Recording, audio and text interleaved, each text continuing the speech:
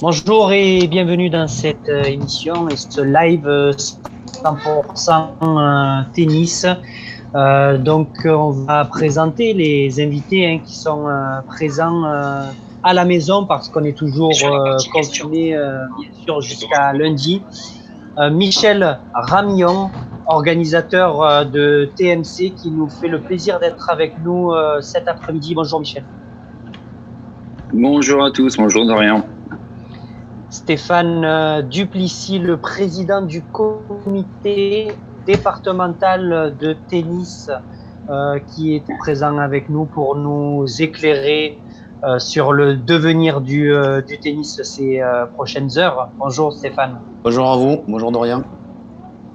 Éric Largeron, le secrétaire général de la Ligue Occitanie, le numéro 2 du tennis gardois, qui nous fait le plaisir aussi d'être avec nous pour nous éclairer un petit peu plus. Oui. Bonjour Éric. Bonjour à tous et bonjour Dorian. Stéphane Monacoli, toujours là, toujours présent. Bonjour Stéphane. Et bonjour mon Dorian, bonjour à tous. Je tiens aussi également à remercier Jérôme qui nous permet de diffuser aussi, qui s'occupe de la technique pour réaliser cette émission 100% tennis. Voilà, alors on va commencer par le sommaire parce que beaucoup de personnes se posent la question sur comment va se passer la reprise progressive du tennis. Donc on va parler dans un premier temps de la pratique et du protocole qui a été mis en place par la Fédération française de tennis. En deuxième temps, on parlera des compétitions individuelles et par équipe. Puis après, on enchaînera avec tout ce qui est enseignant et enseignement du tennis. Une partie qui sera aussi intéressante et attendue par beaucoup de clubs et bien sûr de professeurs de tennis et les aides qui leur seront apportées. Et on viendra sur les clubs aussi de tennis avec les infrastructures. On parlera aussi du beach tennis et du paddle, on les oublie pas aussi, ces deux pratiques qui sont affiliées à la Fédération française de tennis. Et on parlera bien sûr enfin de l'avenir du tennis avec aussi vos questions qui viendront par la suite. Donc si vous voulez, on va parler donc comme je l'ai dit de la pratique et du protocole mis en place à partir du lundi 11 mai. Je vais laisser la parole à Éric et à Stéphane qui se compléteront bien sûr pour parler un petit peu voilà de ce qui va être mis en place à partir de lundi. Éric, si vous voulez commencer. Très bien. Donc Stéphane complétera tout ce que je dis. À partir du moment où il a été clair dans les yeux du gouvernement que le sport individuel pouvait reprendre, la question était de savoir si le tennis en faisait partie. C'est le cas, bien sûr, mais c'est un sport individuel qui se pratique avec, on va dire, des accessoires que l'on peut toucher et qui peuvent éventuellement transmettre la maladie. Donc, il a fallu que la Fédé soit suffisamment sérieuse dans les propositions à faire au ministère et au gouvernement pour qu'on ait le feu vert de pouvoir proposer cette pratique à nos clubs. Ensuite, c'est l'arbitrage des préfets et des différents maires, donc des différentes communes, lorsque les installations sont municipales. Alors, le protocole, il est extrêmement lourd, mais il fallait ça pour qu'il soit adopté. Donc, en résumé, on ne doit pas se toucher, on ne joue qu'en simple, 1 contre 1, on désinfecte tout ce qu'on touche et on a du gel hydroalcoolique sur nous et on ne touche que nos balles. Voilà, c'est très succinct ce que j'ai dit, mais dans l'esprit, c'est vraiment peut-être un autre tennis. C'est pas tout à fait celui que l'on connaissait, mais plutôt que de faire du jogging en campagne, on reste quand même sur un aspect ludique de notre sport. Stéphane, la première question que je vais vous poser, c'est finalement, il est dit qu'il doit y avoir du gel hydroalcoolique dans les clubs. Alors, est-ce que finalement, ça serait pas un outil indispensable, comme la raquette, comme les balles, d'avoir ce gel hydroalcoolique personnel, on va dire, pour avoir voilà, pour que derrière, ça fasse partie finalement, que ce soit ancré, le gel hydroalcoolique. Oui, ça paraît évident que voilà, maintenant, les joueurs qui vont à partir de lundi, même si a priori il fait pas beau, mais bon, c'est le gel hydroalcoolique, les mouchoirs, de quoi se nettoyer les mains, avoir une serviette aussi, va faire partie maintenant du matériel que le tennisman doit pouvoir apporter sur les cours. Alors après, bien évidemment, c'est pas une sécurité, c'est pas 100% de sécurité, hein. C'est-à-dire que on commence à avoir des questions sur les balles, les machins, si je touche la raquette, le cadre qui retombe sur mon front, tout ça. Bon, je pense qu'il faut pas être non plus naïf. Il faut prendre juste les consignes de sécurité. Vous devez toucher quelque chose. Lavez-vous les mains avant, lavez-vous les mains après. N'attendrez pas peut-être que les clubs vous proposent du gel hydroalcoolique parce que dans le Gard, on a beaucoup de terrains extérieurs. C'est le gel hydroalcoolique. Si on le laisse à l'extérieur, peut-être qu'on peut se le faire voler. Peut-être qu'il y a des gens peut-être qu'il n'y en aura plus parce que c'est pas évident aussi actuellement d'acheter ce genre de produits en grande quantité. Donc oui, il est préférable que les joueurs prennent leur propre matériel, se nettoient les mains avant, après. Peut-être que les clubs peuvent aussi prendre eux-mêmes des initiatives en disant moi je laisse mes cours ouverts, comme ça je touche pas, il n'y a pas de toucher de poignet. Si mes bancs sont pas fixés au sol, peut-être que je peux les enlever provisoirement pour éviter que les gens s'assoient dessus et éviter les contacts parce que voilà, il faut les nettoyer avant, après, voilà. J'aimerais rajouter quelque chose aussi, c'est aussi que avant de rentrer sur le cours, faut qu'absolument que les présidents soient certains d'avoir les formulaires de reprise des joueurs parce que c'est important. C'est important pour le suivi des joueurs. Il faut qu'ils réservent sur TenUp. Donc c'est pour ça que les présidents sont actuellement en train de paramétrer TenUp pour ceux qui l'ont pas fait, pour que les joueurs puissent s'inscrire et qu'il y ait un suivi aussi si jamais il y a un souci. Voilà, donc il y a tout ça, ça fait pas mal de boulot au président, donc on est un peu au courant de ce qui se passe. On sait qu'il y a des clubs qui vont pas ouvrir lundi, mais plutôt mardi, mercredi. Voilà, il y a des clubs aussi, il y a des maires aussi qui freinent un peu parce que pour l'instant, à l'heure actuelle, le décret n'est pas encore sorti, que ce soit pour les infrastructures sportives ou même les collèges et les écoles. Pour l'instant, on est toujours sur le décret du confinement. Donc, voilà, les maires restent prudents. Il faut pas se presser. Il faut faire les choses proprement, tranquillement. Voilà, si on n'ouvre pas lundi, mardi, mercredi, on ouvrira jeudi et on fera ça. On va essayer de faire ça dans de bonnes conditions. Et dans les règles, surtout, hein, si on le résume, c'est finalement que la responsabilité vient de chacun, de respecter les gestes barrières, de respecter bien évidemment tout ce protocole pour justement, parce que quand on regarde finalement, le tennis à l'heure actuelle, c'est le seul qui a la chance de pouvoir reprendre. Donc, il faut pas perdre cette chance-là. On le parlera justement en fin d'émission hein, sur l'avenir hein, derrière. Qu'est-ce que ça peut apporter justement le fait qu'il y ait une reprise comme ça du tennis, ce sport, cet unique sport qui va pouvoir reprendre. Hein, j'insiste dessus parce que c'est important, hein, parce qu'à l'heure actuelle, aucun autre sport ne pourra reprendre. Parce que tout sport avec contact direct ne peut reprendre. C'est sûr, hein, donc on va être médiatisé, donc peut-être, enfin voilà, actuellement on commence un peu à être médiatisé parce qu'on est un des rares sports à reprendre, comme tu dis, et donc voilà, j'espère qu'on va donner une bonne image, qu'on va pas se presser, qu'on va pas faire n'importe quoi, donc c'est ce que je demande, c'est ce que j'ai mis un peu dans le mail que j'ai envoyé au président. C'est voilà, pas se précipiter, aller doucement. Voilà, je regarde un peu ce qui se passe aussi ailleurs en Allemagne, tout ça. On voit que par moment, voilà, ils sont en train d'hésiter, voir si on reconfine pas des régions. Donc voilà, il faut y aller tranquillement, faut pas se précipiter, on fait pas n'importe quoi. Voilà, il y a des formulaires qui ont été envoyés. Donc ce formulaire, j'ai expliqué au président que ça, parce que ça, c'est pas un formulaire qui dit bon, c'est bon, je suis plus responsable. Non, non, c'est ce formulaire-là explique aux adhérents et donne les informations aux adhérents comme quoi ils sont bien au courant des risques encourus, alors des risques entre guillemets, hein, encourus quand ils vont jouer dans le club où ils sont licenciés. C'est tout ce que ça donne. Après, voilà, on va pas parler d'étapes judiciaires, etc. Mais enfin voilà, c'est le président est responsable, mais il y a aussi les joueurs qui sont responsables du comportement qu'ils peuvent avoir sur le terrain. Bien sûr. En tout cas, merci pour cette partie-là. On va passer par la deuxième, le Ouais. deuxième programme. Dorian, Michel, excuse-moi, oui, Dorian. Ouais, oui. j'avais un petit truc à rajouter. Moi, je vais me faire le relais un petit peu aussi des internautes qui m'ont apporté leurs questions en amont de cette émission. Et par rapport à ce thème pratique et protocole, il y avait une question qui revenait, c'était de savoir s'il y avait une limite d'âge pour pouvoir accéder au terrain, un contre un, à partir de lundi. Non, il n'y a pas de limite d'âge. Simplement, le mineur doit avoir une attestation signée par l'un des deux parents pour l'autorisation justement de la reprise du tennis.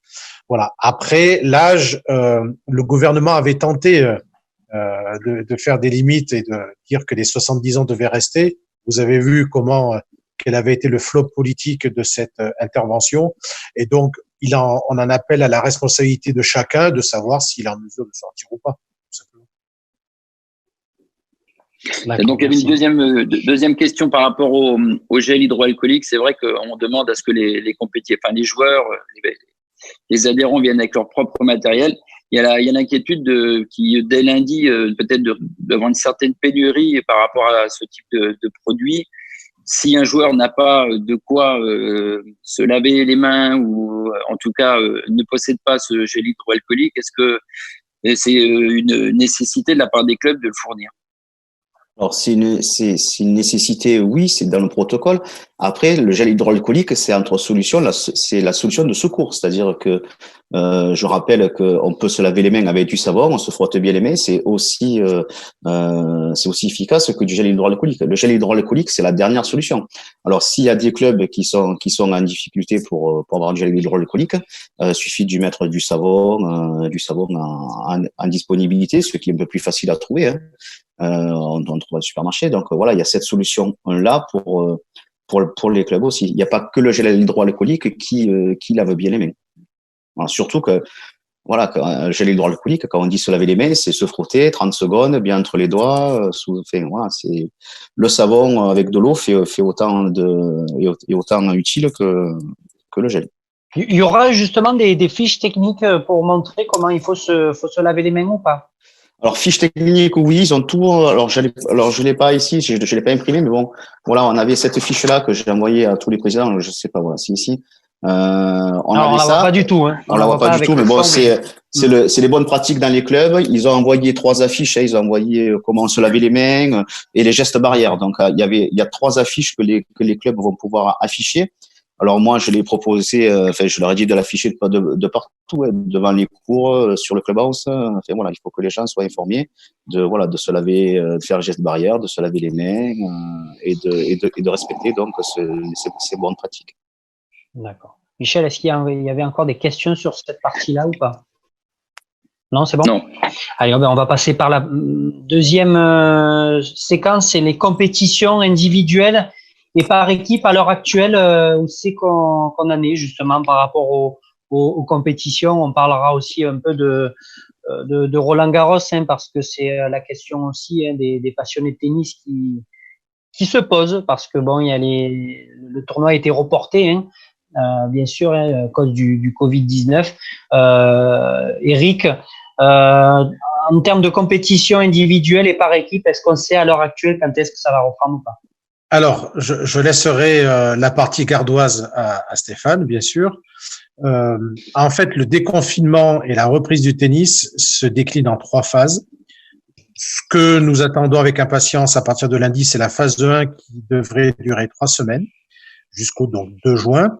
À partir du 2 juin pourrait débuter une phase 2 où on accepterait les cours collectifs à 4, mais on garderait toujours la distanciation, les mesures barrières, etc. Et la reprise réelle du club avec la compétition ne serait qu'en phase 3. Dans les premiers documents de travail, il était question de septembre. Aujourd'hui, ça ne figure plus. Voilà. Donc, on n'a aucune visibilité sur la reprise de compétition en France. Mon pronostic, mais ça, ce n'est qu'un pronostic, naturellement, c'est que je crains que la saison soit terminée. Quand je dis saison, au niveau du tennis, puisque que je crois que vous êtes des footeux au niveau du tennis, donc ça s'arrête le 31 août. Voilà, j'ai peu d'espoir, je vais le dire comme ça, qu'il y ait de la compétition au mois d'août. Juillet, n'en parlons pas. D'accord. Stéphane, pour la partie gardoise. Donc pour la partie gardoise, donc moi j'ai bien attendu le dernier moment pour tout annuler, même si on se doutait que plus ça avançait, plus c'était difficile. Donc là effectivement on a annulé pratiquement toutes les compétitions. Championnat du Gard par équipe, individuel, jeune, donc les coupes D60, c'est-à-dire pour les personnes de 50 et plus, 60 et plus même. On a gardé que deux petites épreuves qui étaient sur la fin, puisqu'il restait les demi-finales et finales à faire.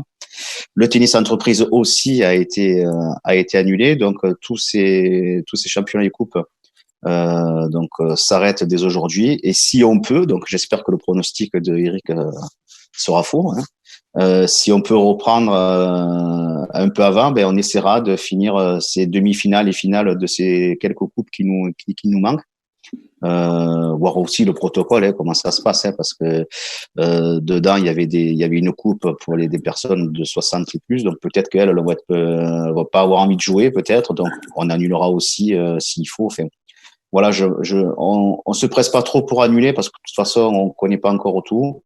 On y va au cas par cas, on y va petit à petit. On attend d'avoir toutes les infos, tous les paramètres parce que ça change très souvent. Donc, voilà, on prend une décision au fur et à mesure. Et du coup, Stéphane, on nous demandait justement comment ça va se passer pour les classements.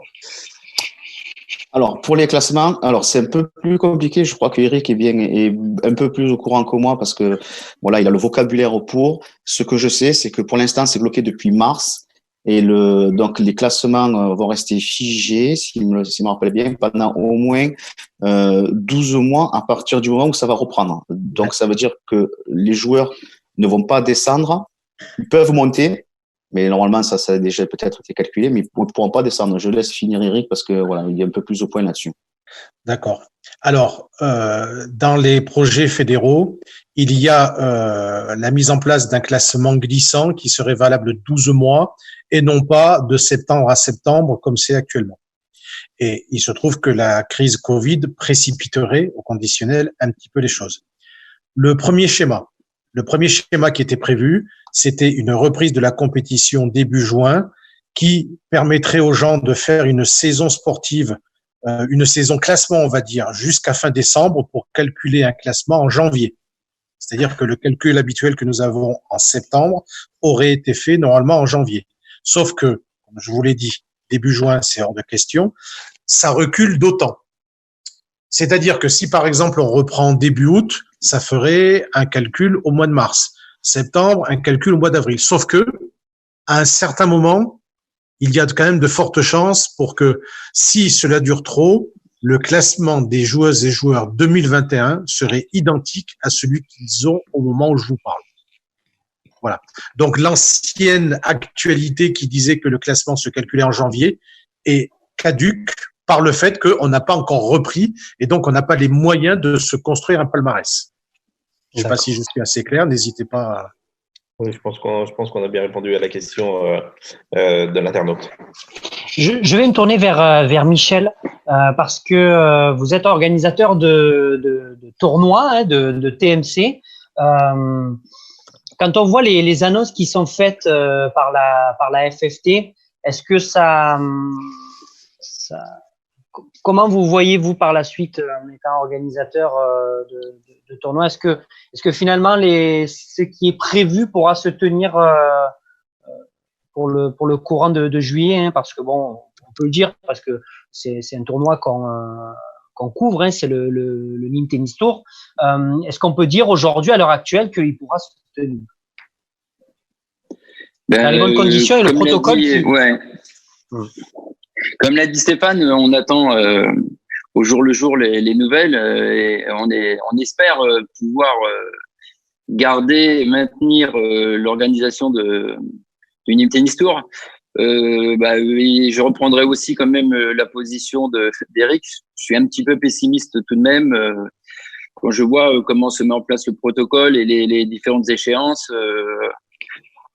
Et puis si on suit un petit peu l'actualité et ce que nous disent les spécialistes, le retour à la compétition en juillet me semble presque prématuré. Toutefois, il faudrait vraiment un revirement de situation. Bon, on va pour notre part, je pense qu'on va attendre le début de la phase 2 pour en savoir plus.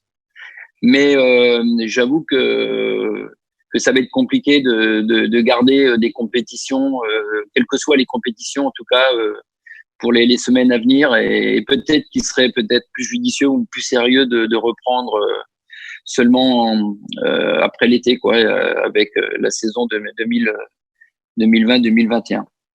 Donc effectivement, position plutôt mitigée et voilà, il est urgent d'attendre. C'est sûr.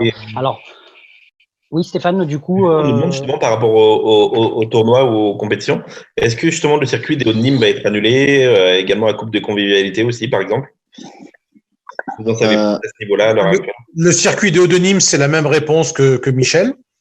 Et pour la convivialité, naturellement, c'est Stéphane qui a les clés en main. Donc, pour la convivialité, ça a été suspendu puisqu'il me semble qu'on était, si je me trompe pas, de compétition parce qu'on en a pas mal. Il nous restait les demi-finales et les finales ou 2 rencontres. Donc, pour l'instant, c'est suspendu et on verra si on peut les faire jouer courant août, fin août. Ou même avant, si c'est possible. Mais bon, après, c'est pas parce qu'on ouvre, c'est pas parce qu'on dit c'est bon, on peut rejouer que les gens vont vouloir rejouer de suite. Hein. Peut-être qu'il y en a qui, pour des raisons de sécurité ou d'angoisse, d'anxiété, vont vous dire non, moi je préfère attendre un peu, voir. Donc voilà, on verra. On va pas réouvrir et à lancer les matchs s'il y a personne qui veut jouer aussi. Et du coup, si les compétitions sont arrêtées, on nous demande également s'il serait possible d'organiser, pourquoi pas un tournoi interne homologué ou pas, dans le cas où justement pour poursuivre ça. Non, pas du tout. Encore, non. Okay. Non. Merci. Vraiment, c'est un peu trop précoce, c'est ça? Ouais, c'est trop précoce. C'est trop précoce. Le texte de la Fédé qui est plutôt bien fait est clair. Hein, c'est en simple, en loisir. C'est la première phrase où il y a marqué en loisir. Donc même si on peut considérer qu'un tournoi interne, ça peut être du loisir. Après, c'est sûr que c'est une personne contre une autre personne, certes, mais il faut pas que ce soit c'est sûr que ça peut être quelque chose qui se fonctionne en interne. Mais nous, quand on parle de tournoi interne, moi quand je parle de tournoi interne, ça veut dire que derrière il y a une homologation, il y a des validations, donc non, bon, pour moi ça peut pas se faire. Non, ça peut pas se faire comme ça. Donc s'ils veulent faire des petites compétitions dans le club, il faut pas que ça soit fait que non, ça peut pas fonctionner. Ça doit pas être fait. Voilà, c'est vraiment un tennis loisir, une personne contre une autre, un DE avec un élève en face, point final. Faut pas, et personne autour des terrains aussi. Bon, pour les compétitions, et Dorian, j'avais aussi encore 2-3 remontées de la part des internautes concernant les compétitions par équipe. Donc là, ça a plutôt concerné Stéphane, parce que c'est au niveau du Gard. Donc les championnats se sont arrêtés en cours de route. Est-ce que donc on peut tout de même déterminer des champions? Est-ce qu'on peut imaginer des phases finales tout de même à un moment ou à un autre? Ou est-ce que qu'en est-il aussi des montées et des descentes? Alors là, pour l'instant, on n'a pas encore pris de décision on n'a pas encore pris une réelle décision sur les montées et les descentes. Je pense que les divisions vont rester figées il manquait 3 matchs dans les plus avancés. Et il y avait des clubs qui avaient fait qu'un match. Donc, si vous voulez, je peux pas dire telle équipe monte parce qu'elle a gagné un match ou elle descend parce qu'elle a perdu 2 matchs. Donc, très certainement, on va rester figé. C'est-à-dire que les clubs dans lesquels ils étaient dans les divisions, ils vont y rester. Sachant quand même que donc je dis ça pour les licenciés, sachant que quand même le comité du Gard fait sur dérogation des montées et des descentes parce que dans les clubs il peut y avoir 3-4 joueurs qui arrivent qui sont super bien classés et qui arrivent et du coup ça fait une équipe qui est forte. Mais si le club lui avait des équipes débutantes ou que moyennes, ils peuvent faire une demande pour dire on a tel classement qui vont jouer, on fait une demande. Donc c'est une demande officielle qui existe depuis que je suis président. Donc oui, si on se rend compte qu'il y a que des 3-6 qui jouent en 4e division, bien évidemment qu'on fera monter des équipes. C'est déjà fait. Je prends l'exemple de Vauvert. Il y a pas mal d'équipes cette année qui ont fait les demandes, pour lesquels on a accepté, il n'y a pas de souci. Donc, dans l'état actuel, c'est personne monte, personne descend, mais on refera toujours, il y aura toujours ces dérogations qui existeront. Sachant que aussi le 35 et les autres, attends 2 secondes, je finis Michel.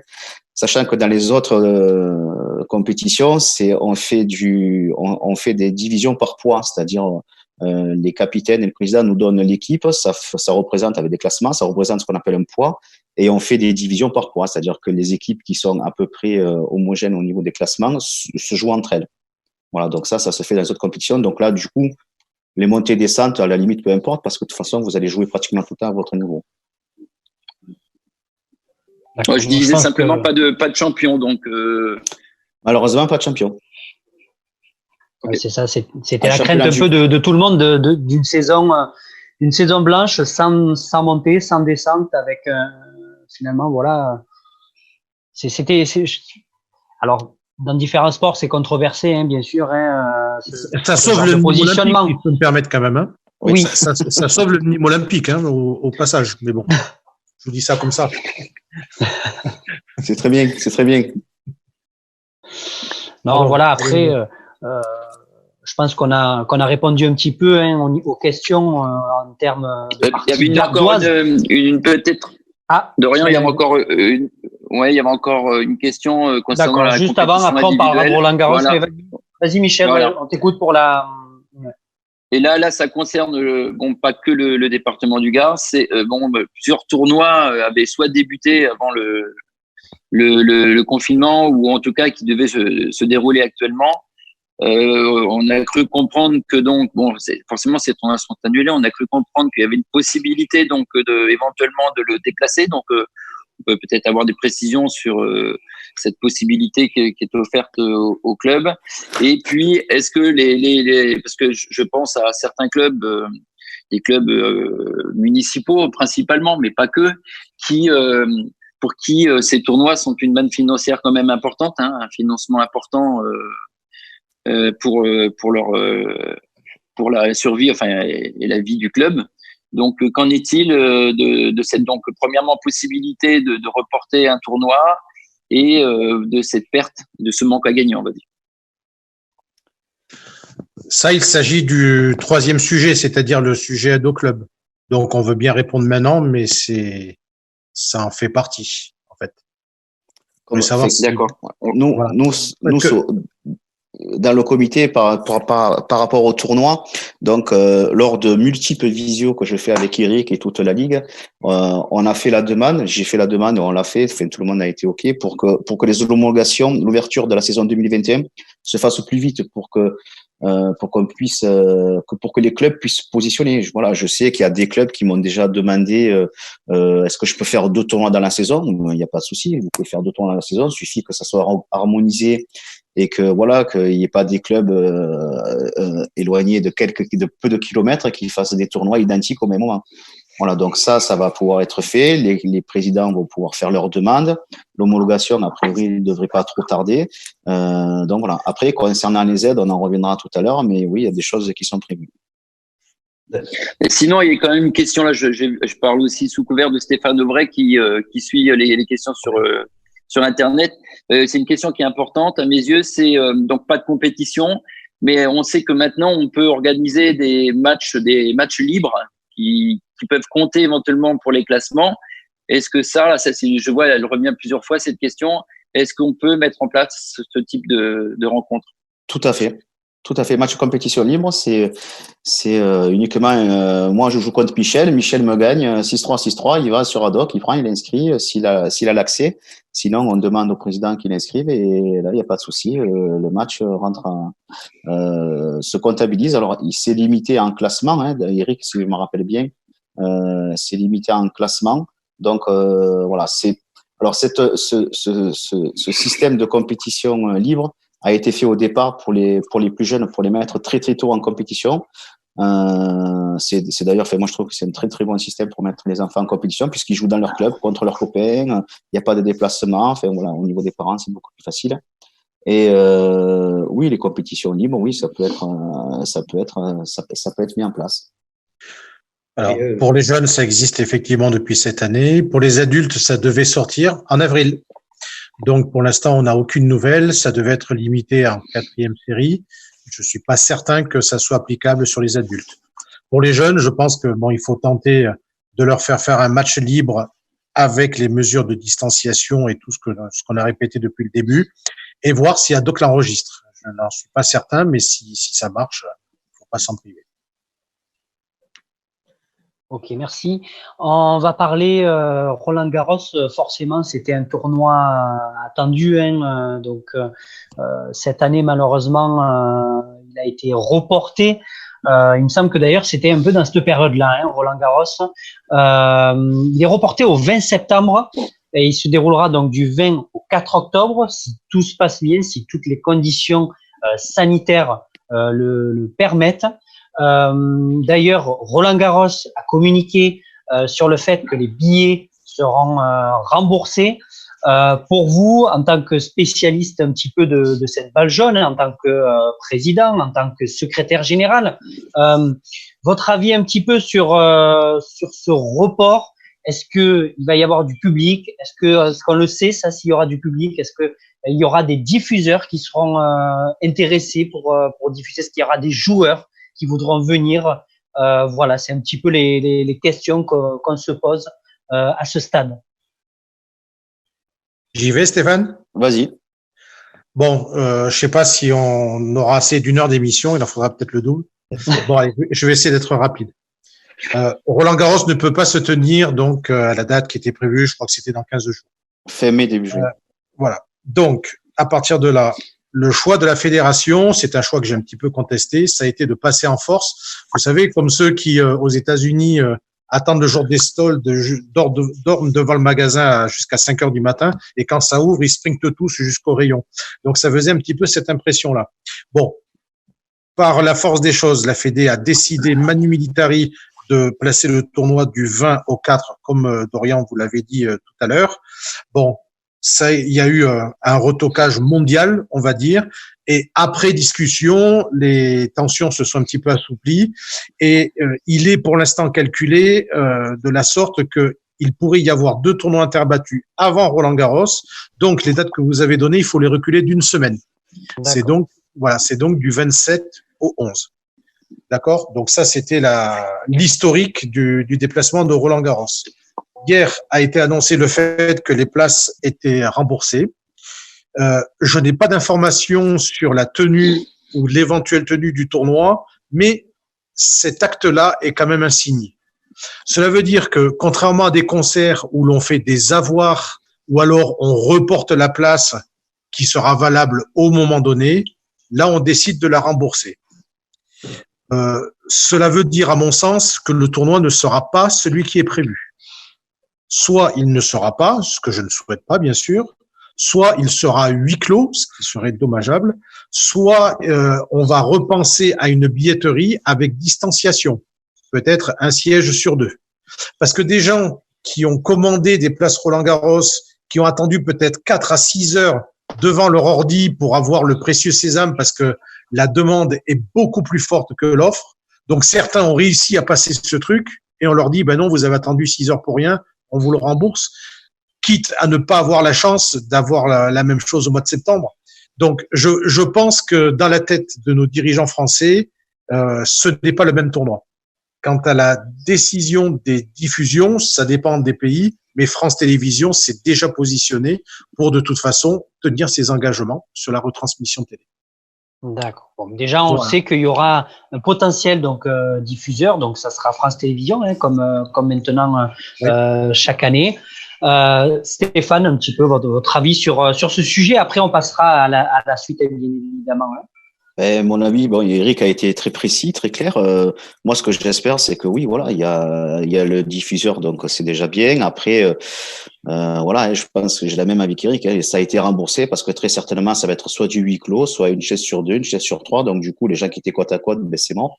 Donc voilà, ça va se passer. J'espère que ça va se passer parce que le Roland Garros en fait est une source de recettes pour la Fédé qui en fait est majeure pour le tennis français. 130 millions à peu près, 130 millions d'euros. Et du coup, tout cet argent-là, bien évidemment, sert à des retombées économiques sur tous les clubs. Donc, du coup, si ça a lieu, c'est bien. Si ça n'a pas lieu, voilà, hein, il va falloir qu'on remonte les manches, qu'on travaille, qu'on réfléchisse à d'autres sources hein, de revenus. Bon, voilà pour la partie Roland-Garros qu'on voulait un petit peu éclairer. Stéphane, il y a une question sur les réseaux. Est-ce que vous savez à quel moment doit tomber le décret gouvernemental? Parce qu'il y a une question là qui revient et qui est assez débattue. On a Maxime qui nous dit que l'arrêté préfectoral est toujours en cours et il ne peut pas réouvrir son club de tennis à l'heure actuelle. Donc, c'est exact. C'est assez compliqué en fait. C'est exact. Quand on a rencontré le président de la fédération, c'était jeudi, quand on a fait une visio, il nous a certifié que le ministère qu'ils étaient en train d'y travailler dessus et que ça devait tomber ce week-end. De toute façon, ça va tomber ce week-end puisqu'ils ont annoncé l'ouverture des écoles, ils ont annoncé des ouvertures, des confinements. Donc, le décret va tomber. Donc, je comprends qu'il y a des maires qui disent oui, mais moi, j'ai pas encore le décret. Ok, tu n'as pas encore le décret, mais il va quand même tomber. Donc, ça doit être ce week-end. Parfait. Voilà. Bon, la question a été, la réponse à la question a été donnée. On va passer par l'enseignement, où on en est, comment ça va se passer pour la suite des événements à partir du 11 mai ou du 12, du 13, selon du coup comment ça va se dérouler justement au niveau de ces pratiques-là. Stéphane, et je compléterai. Allez. Donc au niveau des entraînements, actuellement on est c'est bien clair, hein, c'est l'EDE face à son élève, uniquement un individuel, bien évidemment respectant tout le protocole de sécurité. Il y a l'aspect aussi balle pour lequel il faut tenir compte, hein, c'est-à-dire que voilà, si le DE apporte ses balles. Donc moi, ce que je privilégie aussi, c'est que peut-être que pas avoir un panier de balles avec une centaine de balles, mais peut-être sélectionner quelques balles pour, si j'imagine, des professeurs avec des enseignants avec une dizaine ou une quinzaine d'indives peut-être par semaine, tant mieux pour eux, hein, s'ils peuvent. Mais c'est voilà, faire des petits lots de balles pour qu'une dizaine de balles, ou peut-être plus, c'est pour tel élève, fait pour tel adhérent. Et sachant que si c'est les balles du DE, si c'est le licencié pourra pas servir. Le service se fera uniquement que si c'est le licencié qui amène ses propres balles. À ce moment-là, c'est lui qui ramassera les balles. Voilà, au niveau de l'enseignement, donc on reste toujours sur de l'individuel avec le DE, avec son élève en face, personne autour des terrains. Les accompagnateurs arrivent, déposent et s'en vont de suite. Ils reviennent 5 minutes avant la fin du cours. Ils récupèrent, donc on se lave les mains, etc. Voilà, je pense que en faisant comme ça, on a très très très peu de risque de se contaminer. Très bien. En complément, donc puisque la question m'a été posée plusieurs fois, il n'est pas autorisé, par exemple, d'avoir 2 joueurs qui s'entraînent avec un coach qui est au fond du cours et qui drive les 2 ou l'un des 2. Voilà, ça fait 3 personnes sur le cours. Même si le prof dit qu'il est légèrement à l'extérieur du terrain pour donner ses conseils, ça ne marche pas. La DTN a été très claire là-dessus. C'est uniquement le prof et son élève. Et pour terminer, malgré cette période difficile, il y a une quarantaine de profs stagiaires sur Toulouse et sur la Grande Motte qui essaient de se former, qui continuent les formations par Zoom. C'est difficile, mais c'est très courageux. Et donc pour eux, même s'il y aura peut-être un retard sur les dates d'examen, ils devraient sortir avec un diplôme et armés pour la saison suivante. Est-ce que Michel, il y a des questions, oui. des interrogations sur la partie enseignement et enseignant? Alors oui, j'ai une question qui est souvent revenue pour la partie enseignant. Il y a quand même une forte inquiétude de la part des enseignants quant à leur responsabilité. C'est vrai qu'il y a cette autorisation de pouvoir jouer à 1 contre 1 qui est signée par les joueurs, ou en fait entre guillemets dédouane un peu on va dire le président du club. Mais quand l'enseignant est en face à face avec le joueur, quid de sa responsabilité? Elle est totale. Sa responsabilité est totale. parce que l'enseignant impose bon, il y a plusieurs raisons, parce que c'est un encadrement. Donc, à partir du moment où il est encadrant, il est responsable. Mais aussi, sans doute dans la leçon individuelle, il propose des exercices, il impose des déplacements à son joueur, il impose des positions particulières à son joueur qui fait que il en est responsable. Voilà. Bon, ceci dit, moi j'ai entièrement confiance aux professeurs. Ils ont tous une responsabilité civile professionnelle au cas où. Après, pour les rassurer un petit peu, il faut vraiment faire le lien entre la leçon et l'éventuel attrapage de la maladie plus tard. Voilà. Je suis plus circonspect lorsque les leçons collectives à 4 reprendront. C'est-à-dire que si vous avez 4 joueurs qui ne vivent pas ensemble mais qui sont du même niveau, qui prennent une leçon, ils tombent tous les 4 malades, c'est peut-être un petit peu embêtant. Mais sur la partie individuelle, il n'y a pas d'inquiétude, même si, je me dis la réponse, c'est le prof qui est responsable. Alors, pour compléter ce que dit Eric concernant les écoles de tennis, la seule école de tennis qui est autorisée, c'est la reprise de la pratique dans le milieu scolaire. Donc là, ce matin, on a reçu et j'ai envoyé immédiatement au président la procédure pour les clubs qui sont intéressés à recevoir donc tout ce public scolaire qui peut arriver. Donc toujours, comme c'est indiqué dans le protocole, toujours à 4 parcours. Donc là, c'est clair et net. À la fin du document, il y a marqué que c'est sous la responsabilité de l'État. C'est-à-dire que pour ceux qui ont peur, par exemple, de faire le tennis scolaire comme c'est préconisé, ça s'appelle le 2S2C. C'est là, par contre, à ce moment-là, c'est l'État qui se substitue sur les enseignants et sur la commune. Et d'ailleurs, il y a des aides là-dessus aussi. Donc ça, on pourra en reparler peut-être plus tard. Mais sur les clubs les clubs et les communes que ça intéresse, voilà, il y aura des aides là-dessus.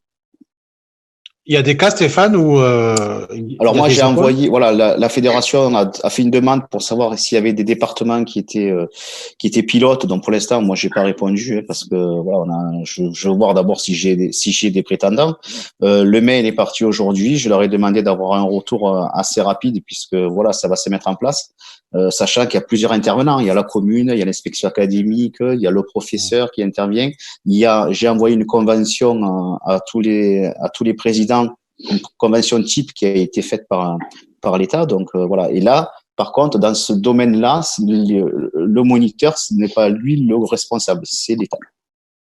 Oui, parce que sur les échos que j'ai par rapport aux profs des écoles, on va dire que c'est entre 25 et 30% des enfants qui reviennent, puisque vous savez que le choix a été donné aux familles de rester à la maison ou d'aller en cours. Voilà. Donc, le tennis à l'école ou le sport à l'école était fait pour soulager les instits, les professeurs d'école. Mais s'il y a que 5 ou 6 élèves par classe, je suis pas certain qu'il y ait besoin de faire appel au club de tennis. Voilà. C'est pour ça que je demandais à Stéphane s'il avait eu des échos. Non, pour l'instant, je pense que la priorité pour l'instant pour les présidents de club, c'est de mettre leur club au niveau du protocole sanitaire, ça c'est la priorité. Peut-être que dans un deuxième temps, après on a jusqu'au mois de juillet, jusqu'au 4 juillet, hein, voilà, pour éventuellement se positionner s'il y a des clubs qui ont envie, qui voient que ça tourne, qu'on arrive comment ça s'appelle, à la phase 2 sans trop de soucis. Bon, peut-être que là, il y aura peut-être des clubs qui se positionneront. Peut-être que j'ai des clubs qui vont se positionner de suite. Donc là, dans le mail que j'ai envoyé, voilà, il y a tout. Il y a un GAD. Alors, je ne veux pas le dire ici, mais voilà, il y a une personne à contacter. Moi, il faut que je sois au courant aussi. Donc voilà. Voilà. Et pour finir, puisque j'ai des remarques un peu de copains aussi, le tennis, on parle de tennis scolaire, il n'est pas forcément au club, le tennis scolaire. Il peut très bien se faire dans la cour de l'école avec les distanciations nécessaires. Rien ne dit que c'est au club de tennis que ça se passe.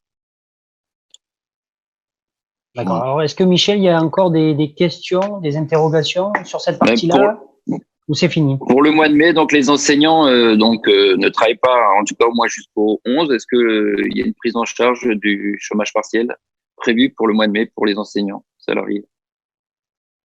Ben, ça reste ce qui est fait par l'État, c'est-à-dire jusqu'au 31 mai, le chômage partiel est fait par l'État. Ensuite, à partir du 1er juin, là, je ne saurais pas répondre puisque ceux qui ont des CDI, mais ils peuvent toujours pas faire le tennis, les écoles de tennis. Là, pour l'instant, je vais peut-être laisser peut-être à Eric la parole. Peut-être que lui, il a plus d'arguments que moi. Non. Non, c'est vrai que nos collègues enseignants ont du mal à comprendre que on accepte le tennis scolaire, donc avec 4, 5, 6 enfants, et qu'on refuse l'école de tennis dans le club. Voilà, ça passe mal. Il faut bien comprendre que ces 3 semaines, ces 3 semaines tests extrêmement importantes pour l'avenir. Si on est sérieux, si on fait encore des sacrifices, si voilà, on n'essaie pas d'avoir le plus possible et le mieux possible pour se contenter, on réussira les autres phases. Si on laisse trop aller, si on en veut trop, si on en fait trop, ben peut-être que le retour du bâton, et c'est valable un peu pour tous les actes de la vie, le retour du bâton risque d'être un petit peu difficile. Voilà. Soyons exemplaires un petit peu là-dessus. C'est vrai que les profs ont du mal à le comprendre, mais voilà, vous avez tenu 2 mois, donc allez, il faut 3 semaines de plus encore et on verra pour la phase. Là, la question je comprends pas pourquoi 4 dans l'éducation nationale et moi je peux le faire que 1, c'est juste une question de responsabilité, quoi. C'est uniquement là. Après, concernant le chômage, il faut se référer à ce que propose l'État. C'est exactement ça. Voilà, Et les libéraux, naturellement, ils ont ce fonds social mais ça on en parlera tout à l'heure, mais je pense que c'est peut-être le prochain sujet. Il y aura aussi une aide fédérale qui sera en complément de ce fonds social pour ceux qui ont eu le sérieux de faire le dossier auprès des URSSAF et des impôts. Voilà, donc pour cette partie-là. Stéphane, il doit y avoir une question sur les réseaux sociaux, il me semble. Alors du coup, oui, bon, les personnes ont finalement réévoqué un peu ce que vous disiez, donc je pense que vous avez répondu en partie. Et du coup, sinon, il y avait une autre question en même temps, c'était est-il possible de mettre en place du coup la signature électronique du document de reprise pour les licenciés?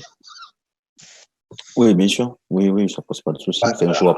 En fait, le principe, c'est de ne pas imprimer le document. Enfin, c'est si éventuellement de l'imprimer, de le signer, de le prendre en photo et de l'envoyer à monsieur ou madame Covid du club, parce qu'il y a un référent Covid.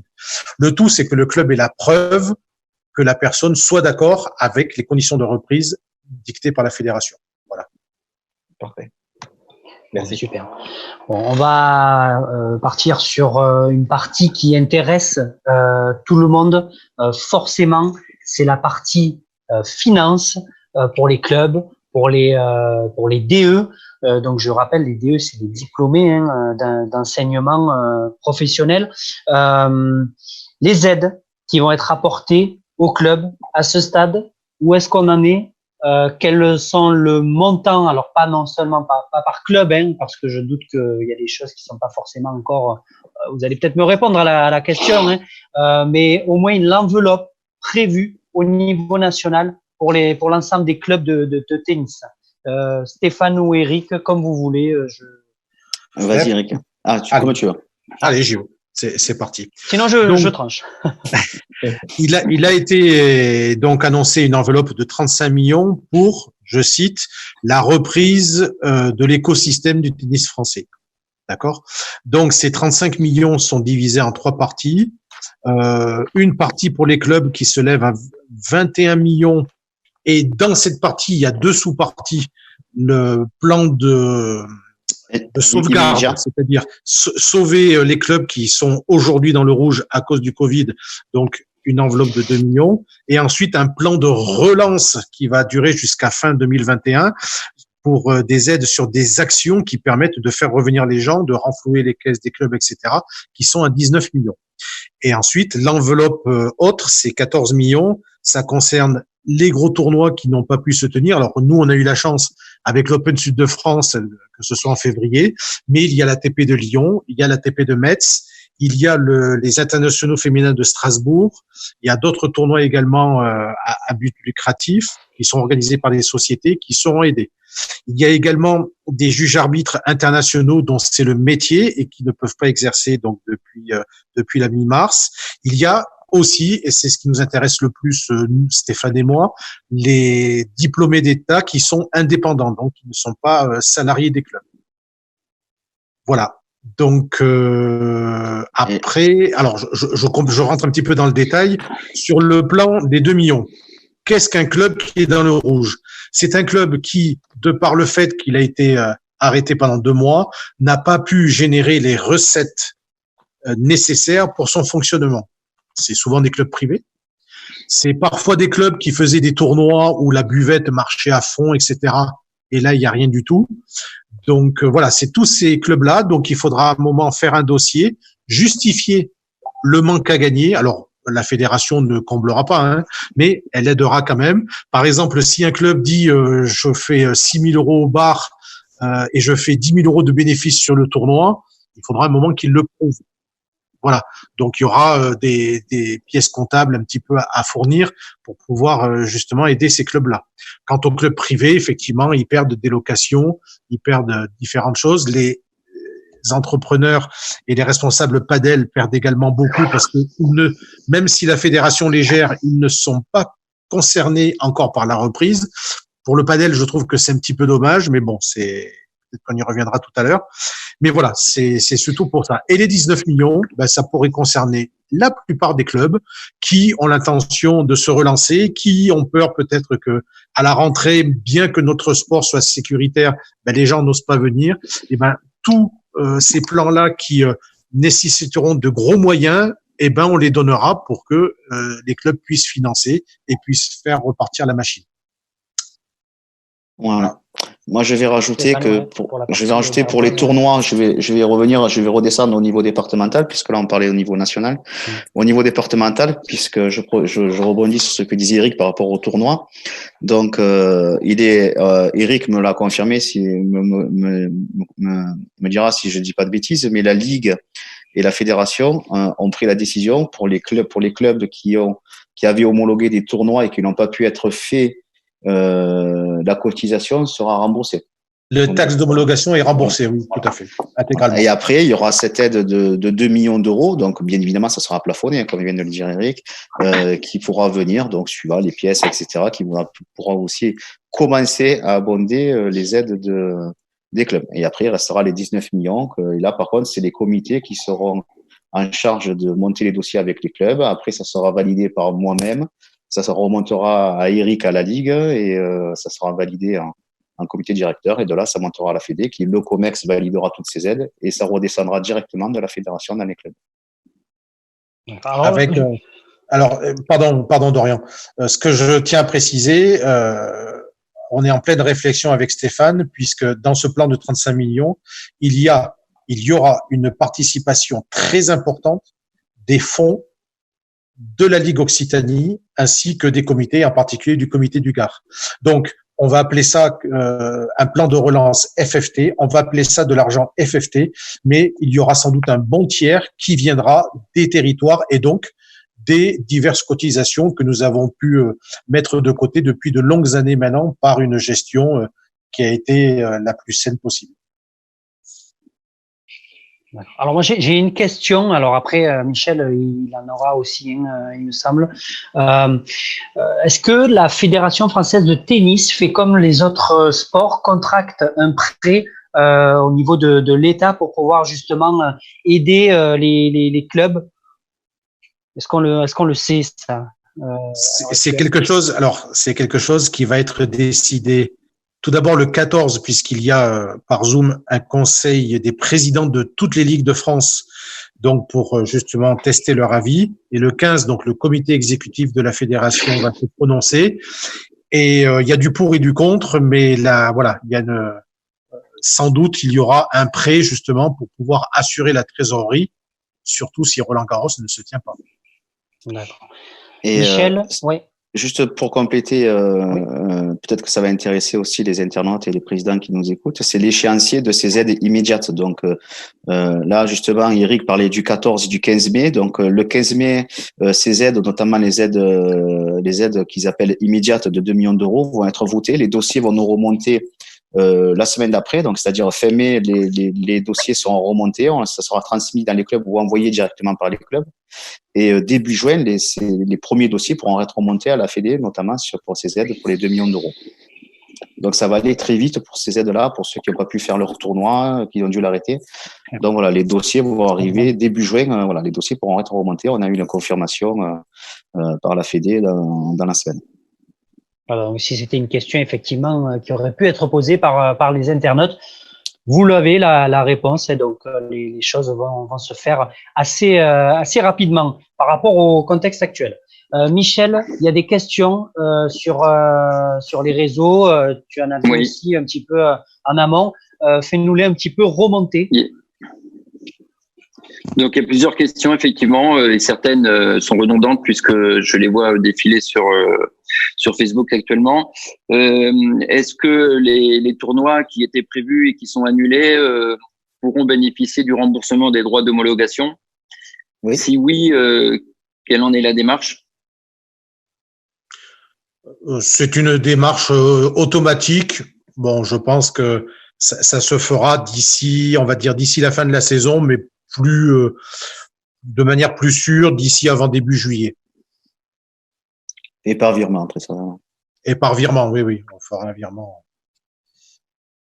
De la part aussi des compétiteurs, des adhérents, des licenciés, est-ce que la Fédération française de tennis compte baisser éventuellement le coût de la licence sous forme de geste, en tout cas, ou de dédommagement, entre guillemets? C'était mon vœu le plus pieux, parce que j'estime que la licence, même si ça fait vivre la fédération, et qu'elle est l'une des moins chères, tous sports confondus, voilà, ça reste correct. J'aurais aimé qu'il y ait un geste là-dessus. Ce ne sera pas, clairement, puisqu'il a exprimé ainsi le choix de la fédération. Voilà. Suivant des arguments qui disent que la licence permet de payer des assurances, permet de faire fonctionner certaines choses, etc. Ce n'est pas vers cette piste-là que la fédération ira. Voilà. Je le regrette un petit peu, mais après, je laisse les internautes eux-mêmes avoir leur propre réaction. Mais de manière sûre, c'est pas ce qui se passera. Michel, est-ce qu'il y a d'autres questions? Non, concernant la licence. Après, il y a une question qui revient aussi, mais ça, je pense que c'est à l'initiative de chaque enseignant et de chaque club. C'est est-ce que les gens qui ont souscrit qui ont payé des cours collectifs, par exemple, qui ne pourront pas donc être assurés d'ici la fin de l'année, sauf sous une autre forme. Mais si c'est le cas, est-ce qu'un remboursement est possible? Alors, moi, ou est-ce que les clubs sont aidés pour rembourser? Moi, je me suis, puis même à la Ligue, on en a déjà un peu discuté, mais bon, moi, je me suis clairement positionné envers les présidents. Je leur ai dit, dans un premier temps, avant de dire je rembourse, attendons de voir la phase 2, voir si c'est possible. Il doit manquer entre 6, 8, peut-être 10 séances, allez, grand maximum pour les DE. Si tout se passe bien, si tous les feux sont au vert, ben, si début juin on peut commencer, ben, on va faire le maximum. J'espère que les DE et les clubs feront le maximum pour que tout ça soit rattrapé, même s'il faut déborder jusqu'au mois de juillet. Puis si on n'a pas le temps, peut-être qu'au mois d'août, selon la phase de comment ça s'appelle, de sanitaire, comment on sera d'ici là, peut-être reproposer sous forme de stage ou reprendre un peu des cours un peu avant la reprise pour justement raccrocher un peu les non licenciés voilà, c'est la reprise, revenez, voilà, ça fait partie de votre cotisation que vous avez vue, ça peut être sous cette forme-là. Et après, voilà, moi je pense aussi que voilà, faire un petit effort pour la suite de l'année suivante pour les clubs, ça peut peut-être aussi se faire. Moi, ce que je déconseille, c'est pour le moment de rembourser, parce qu'au niveau de la trésorerie, ben ça fait ça de moins. Donc voilà, il faut pas décapitaliser sa trésorerie, il faut rester.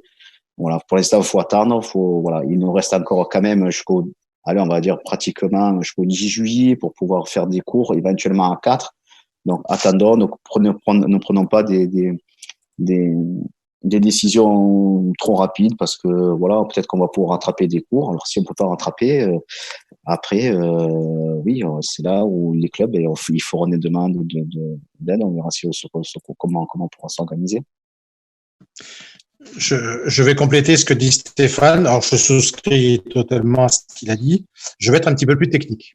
La question n'est pas posée, mais je suis sûr qu'elle est induite, les cotisations. À partir du moment où une cotisation est un simple droit à faire partie d'une association, certes, elle est valable 1 an, il n'est prévu dans aucun statut de remboursement partiel de cette cotisation.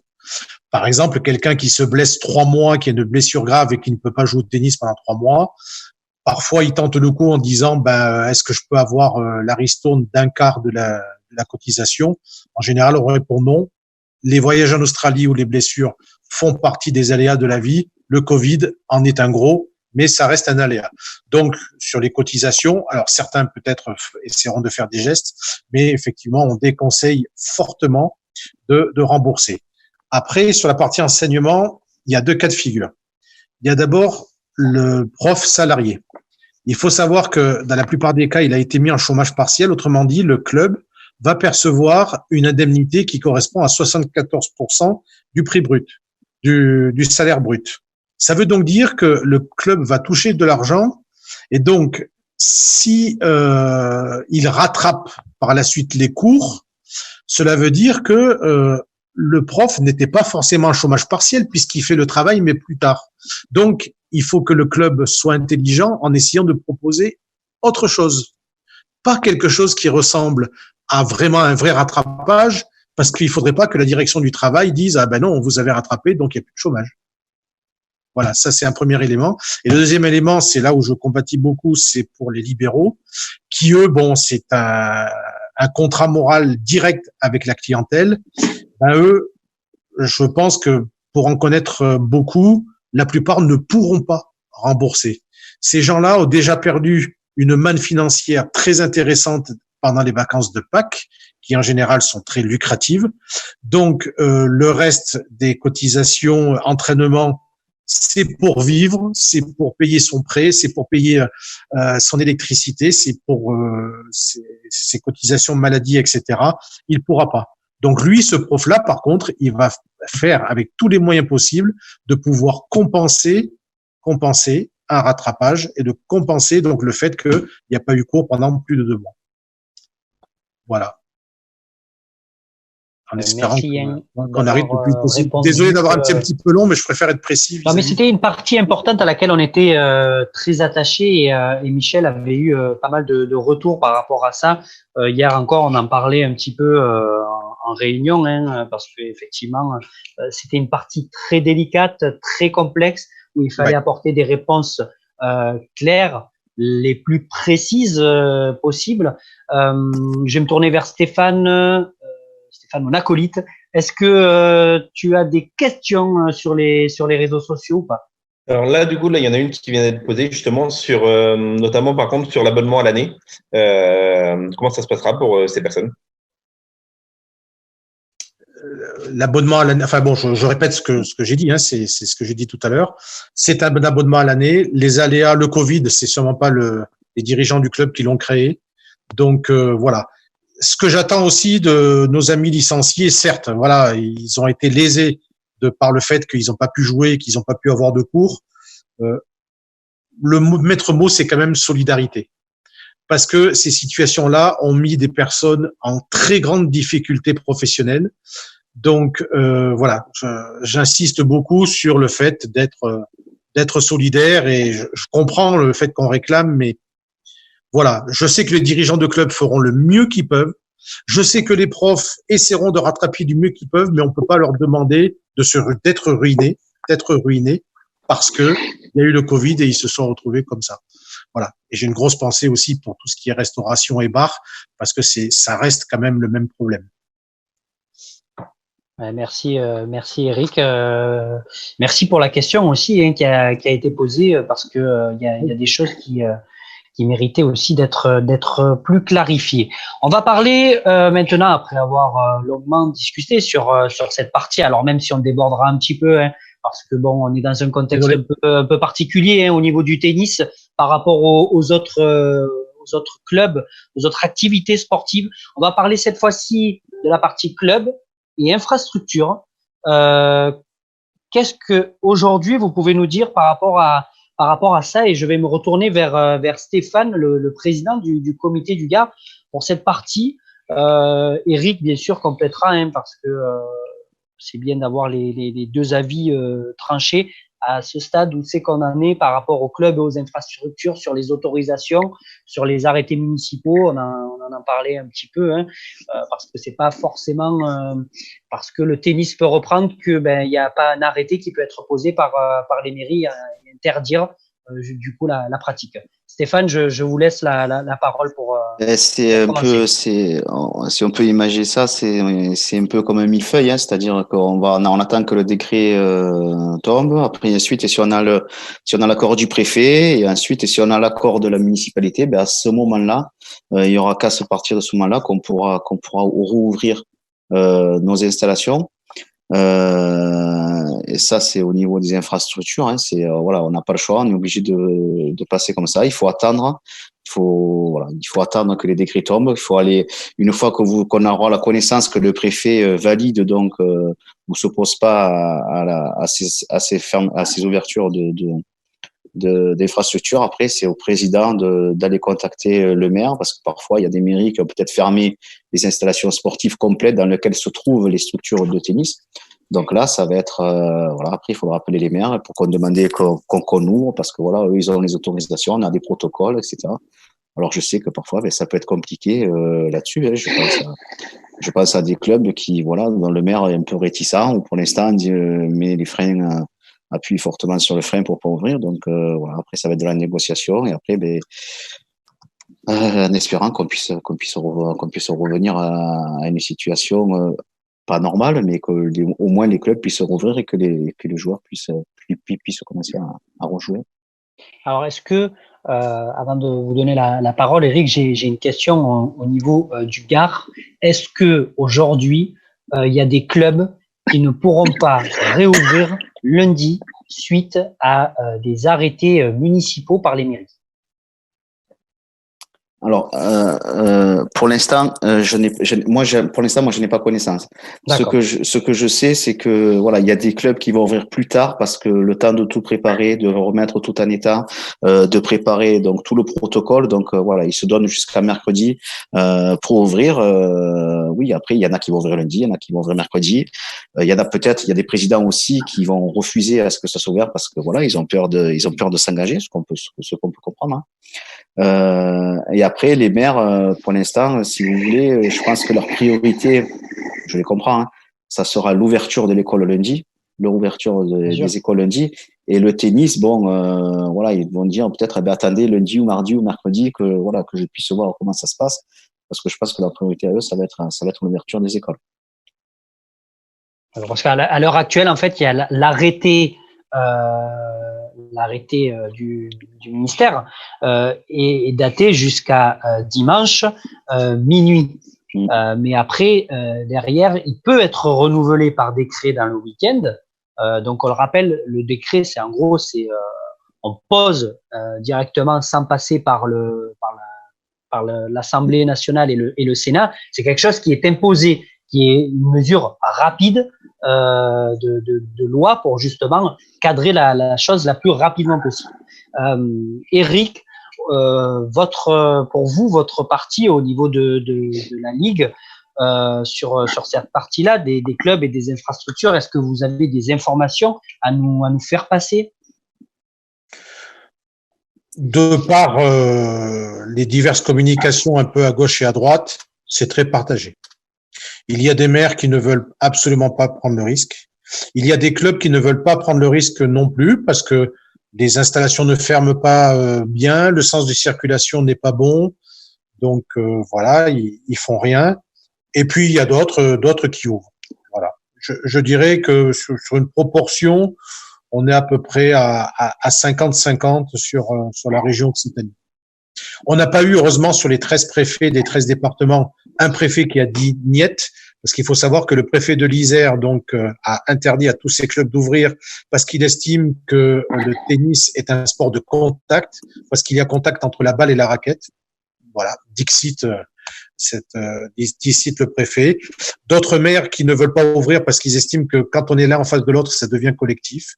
Voilà, donc c'est aussi de par la propre sensibilité des élus qui font que des fois on peut discuter, puis des fois on peut pas, et continuer à être patient et attendre le 2 juin. D'accord. Justement, il y a la mairie de Nîmes, apparemment, qui, d'après Domi, qui a fait savoir que les structures n'ouvriraient pas le 11 mai, visiblement. D'accord. Donc ça répond sur le Baronne déjà, ça répond sur Sigal, sur Kennedy, voilà. Vous aviez cette information, Stéphane, de… Non. Non plus. D'accord. Est-ce que Stéphane, tu peux voir s'il y a la possibilité rapidement de voir si c'est une décision qui a été prise officielle, qu'on peut l'acter d'ores et déjà. Je te laisse voir. Michel, est-ce qu'il y a des questions justement par rapport au club et aux infrastructures ou pas?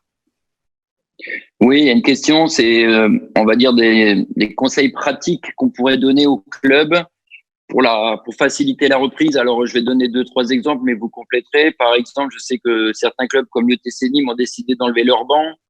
On a parlé aussi on a conseillé aux joueurs de venir avec leur propre matériel. Qu'en est-il aussi de système d'éclairage, parce que ça va être touché aussi par les joueurs. Il y a pas mal peut-être de conseils pratiques qu'on peut donner aux présidents et aux pratiquants pour nous faciliter la vie. Et on rappelle que on a la chance de pouvoir pratiquer notre sport quasiment dans les premiers. Donc, je pense qu'il faut respecter toutes ces mesures et on attend en fait vos conseils à ce sujet. Stéphane, tu commences? Oui. Je vais peut-être me répéter par rapport à ce que j'ai dit tout à l'heure, c'est-à-dire que prenez vos précautions quand vous allez jouer. Vous prenez votre gel, et vous lavez les mains avant, après. On fait attention à ce qu'on touche. Donc là, je pense là, puisque ça a été évoqué par rapport à la lumière, si on doit appuyer sur un bouton pour mettre la lumière, je me lave les mains avant, je me lave les mains après. Et logiquement, il n'y a pas de souci. Faut pas croire que parce que quelqu'un a été malade et il a touché, que je veux le toucher, je me lave les mains, le virus il est mort. C'est pas, voilà, il n'y a pas non plus. Il est dangereux certes, mais voilà, c'est pas, on l'attrape pas aussi comme ça. C'est-à-dire éventuellement, voilà, j'appuie, je me mets la main à la bouche, oui. Bon, il faut faire, faut faire attention à ce qu'on touche. Voilà, je pense aussi aux personnes qui vont faire corder leur raquette. Là, pareil, moi, ce que je propose, c'est, vous récupérez votre raquette, vous passez un petit coup sur le cadre, sur votre grip, vous changez votre grip, vous mettez un grip neuf ou un sur-grip. Puis voilà, vous êtes tranquille, même si la personne qui a cordé est malade, là vous vous protégez, vous avez nettoyé votre cadre, même si vous jouez pas avec le cadre, vous avez changé votre grip, voilà, ça, c'est des choses cohérentes qui à mon avis sont des gestes barrières dans le tennis.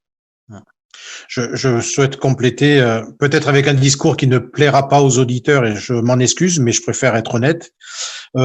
On est dans une situation où on ne peut pas revenir exactement comme avant le 13 mars. Voilà, ce n'est pas possible.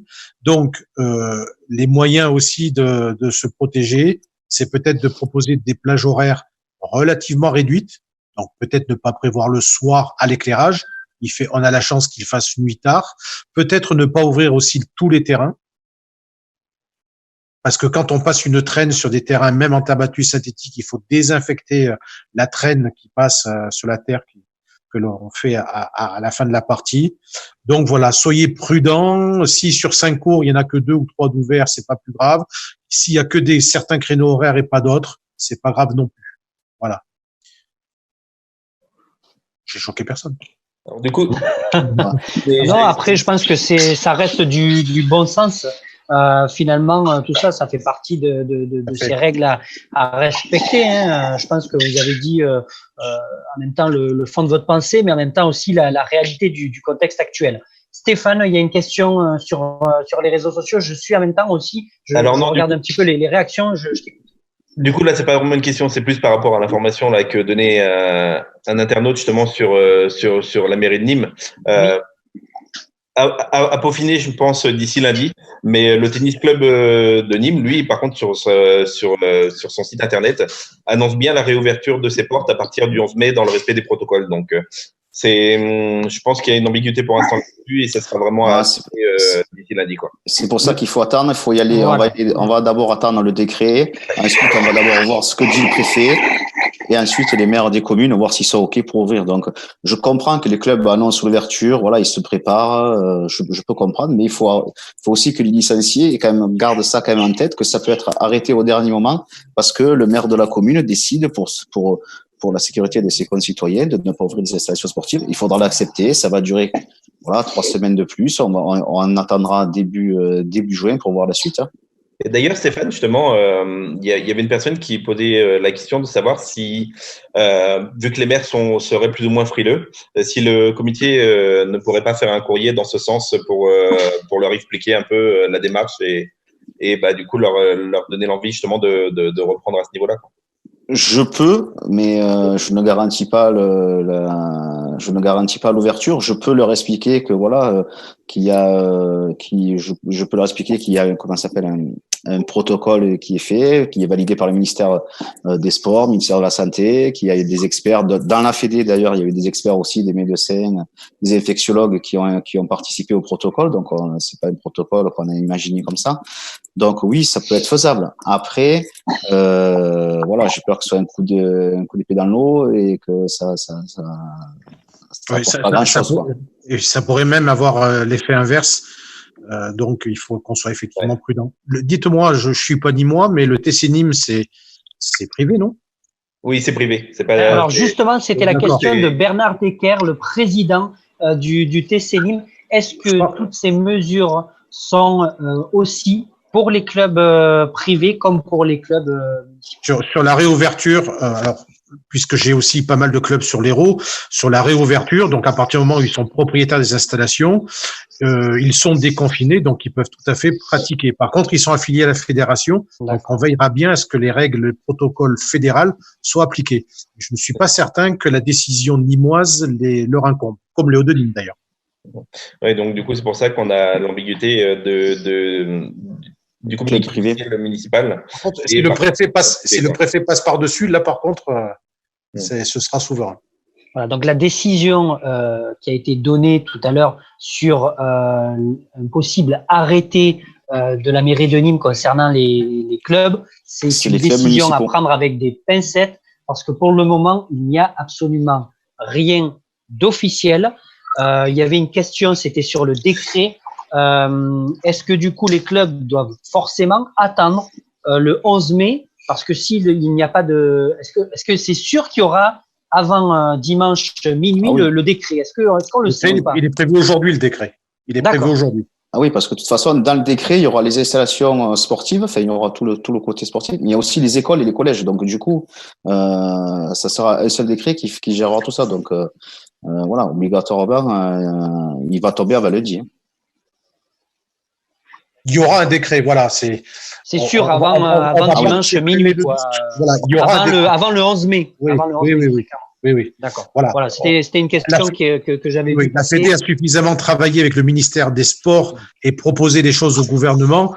Ce n'est pas un retard de décret parce qu'on n'est que samedi qui va tout remettre en question. Non. Par contre, ce sont effectivement les maires qui sont souverains sur leur commune. Il faut respecter ça. Ok. Bon, mais on va attendre toutes ces informations qui sortiront. Très rapidement. On va parler sujet, c'est le beach tennis et le padel. C'est deux sports qui sont affiliés à la Fédération française de tennis. Quel est le devenir de ces clubs à la date du 11 mai? Aujourd'hui, quelles informations on a sur la reprise des deux activités? Parce qu'on sait qu'il y a un arrêté sur les plages qui va être peut-être, selon les choix aussi des mairies et des préfectures, vont être levés. Maintenant, c'est la parole, je vous la donne, Eric peut-être ou Stéphane pour répondre à ces questions. J'y vais, Stéphane? Vas-y. D'accord. Alors, on va commencer plus simplement par le beach. Bon, on n'est pas forcé de pratiquer sur une plage, puisqu'il y a des installations. Il suffit d'avoir du sable et les dimensions d'un terrain de volley. Je pense à Rousson, excuse-moi Eric, je pense au tennis club de Rousson, à côté d'Alès. Qui est précurseur, effectivement, un peu de cette discipline dans le Gard. Je dirais ça. Alors, ce qui s'est passé au niveau fédéral par rapport à l'acceptation ou non de ces deux pratiques, Bon, d'abord, elle se joue souvent en 2 contre 2, enfin essentiellement en 2 contre 2, ce qui est interdit par notre système, puisqu'on interdit aussi les doubles. D'accord? Alors, on aurait pu envisager le 1 contre 1, mais on me sort que au beach et au padel, comme les distances sont un petit peu rapprochées et que c'est un sport qui est beaucoup plus explosif et où la transpiration vient beaucoup plus facilement, qu'il peut y avoir des projections de transpiration et pour le padel en particulier avec le plexiglas, c'est-à-dire la partie mûre. Donc, il y a plus de risques de projection de transpiration qu'une partie de tennis. Sur le beach, je veux bien le croire. On est vraiment très près, on est en situation de voler. Sur le padel, permettez-moi d'être un petit peu plus circonspect. Je trouve que c'est dommage qu'on n'ait pas pu accepter au moins le 1 contre 1 pour se refamiliariser avec la discipline. Mais aujourd'hui, c'est point mort. Alors, Stéphane, il y a des terrains de beach tennis et de padel aussi privés. Quelle est la situation du coup, ça sera forcément la même de partout. Et ça reste fermé, donc les clubs vont se retrouver en difficulté très très certainement, puisque c'est des locations, parce que ça marche beaucoup à la location, donc c'est des locations en moins. Donc là, oui, je pense au paddle des Hauts de Nîmes. Il y a Julien, ouais, ça va être compliqué. Je le vois demain en comité directeur, donc ça sera l'occasion de parler avec lui. Oui, ça va se compliquer parce que même en phase 2, je sais même pas si en phase 2, peut-être il pourra pas ouvrir. Moi, je suis un peu de l'avis de Eric. C'est dommage que moi, je peux comprendre que le paddle, il y ait des risques parce que voilà, il y a la vitre, on transpire, on peut toucher les vitres, le copain peut toucher à côté. Mais on n'est pas obligé de tourner, déjà, premièrement, et on peut surtout le faire en simple. C'est-à-dire que moi, j'aurais bien vu le paddle se jouer en simple sans jamais tourner. Et après, passer du gel, passer une solution désinfectante sur les vitres, ça aurait pu être jouable. Moi, je pense que ça aurait pu être jouable. C'est exactement les préconisations de la Fédération internationale de padel, qui donc, sur le coup, n'ont pas été suivies, et c'est bien dommage. D'accord, parce qu'en fait, au niveau de la Fédération internationale, il y a des pays qui, eux, ou qui ont peut-être déjà repris, parce qu'il y a eu des phases de déconfinement déjà dans certains pays, comme l'Espagne. Eux ont repris l'activité padel ou pas? On le sait. Alors, déjà sur le tennis, ça ne reprend comme nous qu'à partir de demain. D'ailleurs, pour avoir consulté des documents, je pense du 11 mai. De demain, pardon, du 11 mai. Ils nous ont pas mal copié, mais bon, c'était tellement bien fait au niveau français que ça peut se comprendre. Et pour le padel, je pense que c'est aussi la même date, mais le padel international autorise le 2 contre 2 avec les règles de distanciation qu'on ne respecte pas forcément quand on est en double.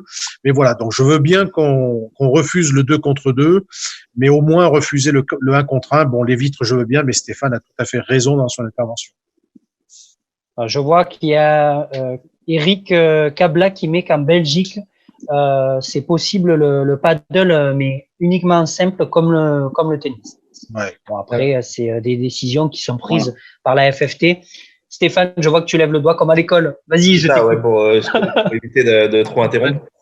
Justement, d'ailleurs, la Fédération française, là, justement, sur son site, indiquait il y a 2 jours, pour la pratique en simple du padel, le problème est aussi que les surfaces peuvent être contaminées justement au point d'impact des balles de l'adversaire.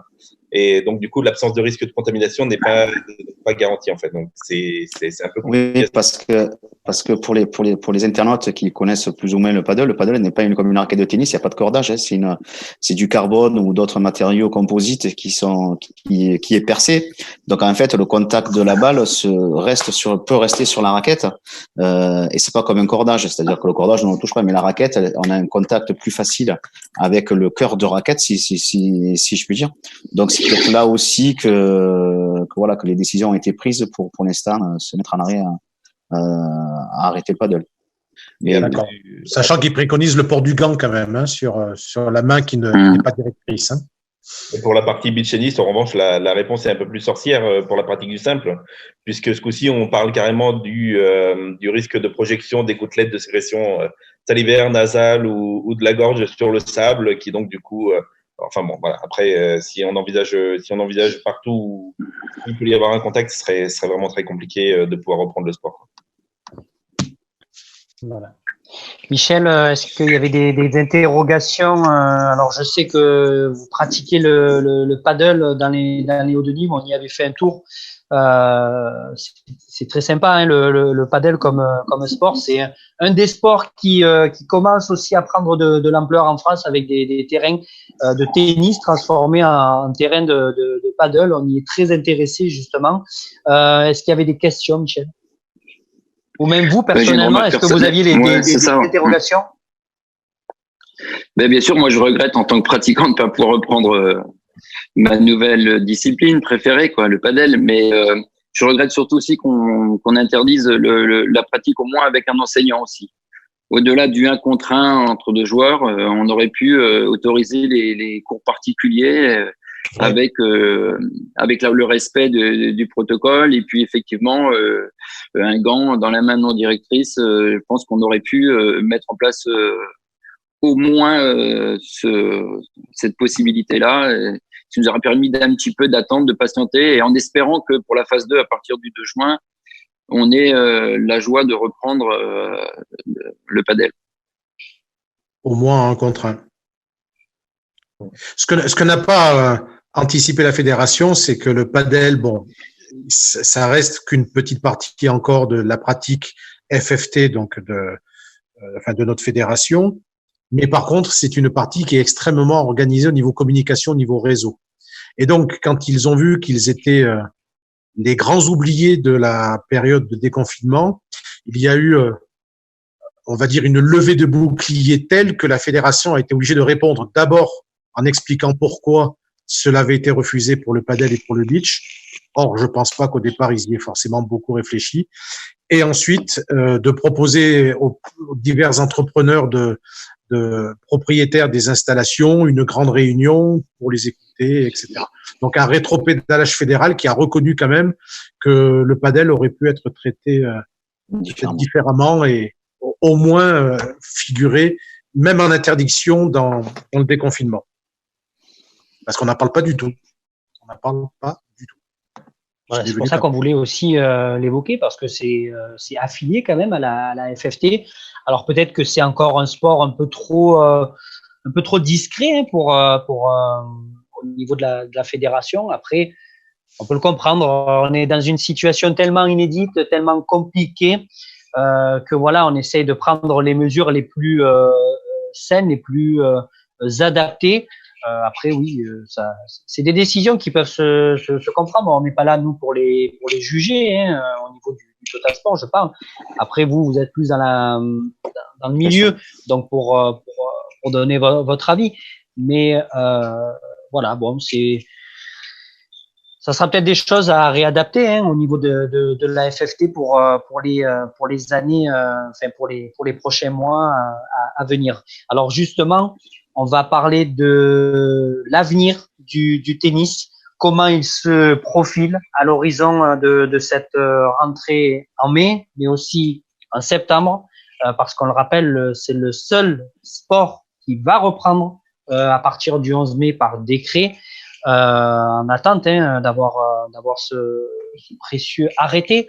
Je vais commencer peut-être par Eric au niveau de la Ligue Occitanie. Après, Stéphane parlera de l'avenir et des possibilités que peut créer cette aubaine, finalement, de cet avenir pour le tennis. Au niveau, je parle de l'unification de la FFT et de la Ligue pour Eric.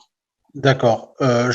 Sur l'avenir de la discipline, comme Stéphane a des idées, qu'il a travaillé le sujet, donc je ne déflorerai pas ce qu'il va vous dire, donc je n'en parle pas. Ensuite, tu peux y aller. Hein. Pour ma part, j'ai de l'espoir, effectivement, à la demande, à tout ce que je vois que les gens ont envie de jouer au tennis, donc j'ai l'espoir qu'on peut reprendre, et je fais confiance au club et aux profs pour que ça se passe bien. Après, pour la rentrée de septembre, donc le vrai avenir de notre sport, je suis partagé à la fois du bon côté sur le thème que on est un sport finalement sécuritaire, voilà, et on appliquera sans doute ces règles de manière beaucoup plus insistante dès la rentrée, parce qu'elles sont pas, pour nous, du moins, il n'y a pas de contact, donc elles sont pas difficiles. Mais je suis aussi un petit peu inquiet sur le fait que on est un sport, certes, qui s'est beaucoup démocratisé, mais il y a quand même un petit budget pour le pratiquer. Et j'espère, mais je crains quand même que des familles, par ce confinement, par cette crise, soient touchées et soient peut-être touchées en plus cet été si ça ne repart pas financièrement, et donc peut-être ne choisiraient pas de mettre leurs enfants ou de pratiquer eux-mêmes le tennis à la rentrée.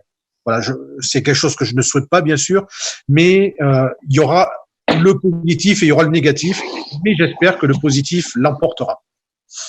Merci, merci Eric. Stéphane, vous avez des projets sur cet avenir pour le tennis. Qu'est-ce que vous pouvez nous dévoiler? Quel est votre ressenti de cet avenir qui se profile? Alors je vais peut-être être je vais un peu monopoliser peut-être la parole, donc je vais. Vous avez la parole, hein, il y a aucun souci. Hein, on ne vous coupera pas, hein, on n'est pas.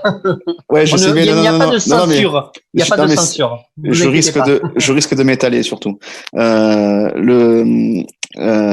vais commencer par les aides. Donc les aides que parlait tout à l'heure Eric sur les 19 millions. Donc c'est là-dessus qu'on on va commencer à travailler et qu'on a commencé à travailler au comité du Gard, donc avec mon conseiller en développement Jean-François Larnac, on a déjà réfléchi. Il m'apporte pas mal d'idées d'ailleurs, c'est ce qui est très bien. Et en fait, il y a deux aspects, il y a deux inconnus. Ça va être l'économie, c'est-à-dire savoir effectivement, comme le rappelait Eric, est-ce que les gens auront les moyens de remettre les enfants ou eux-mêmes dans le milieu du tennis. Alors après, je serais un peu plus nuancé par rapport à Eric, par rapport au coût du tennis. Quand je vois le coût des licences dans le football, dans notre sport, voilà, il y a des petits clubs qui ont des cotisations à 90, 100 euros. Donc voilà, c'est pas non plus des budgets énormes pour faire jouer ces enfants dans les clubs.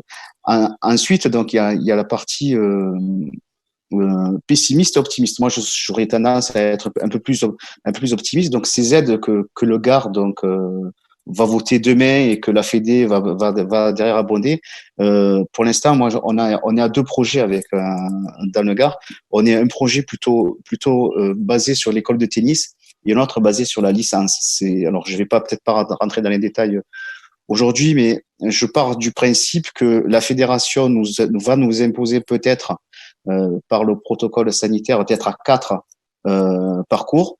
Et moi, cette école de tennis-là, j'aimerais la continuer jusqu'en 2021, c'est-à-dire proposer aux écoles de tennis du Gard de rester à 4, à faire des écoles de tennis à 4, sachant qu'habituellement, ça tourne entre 6, 7, 8. Donc, bien évidemment, ça va apporter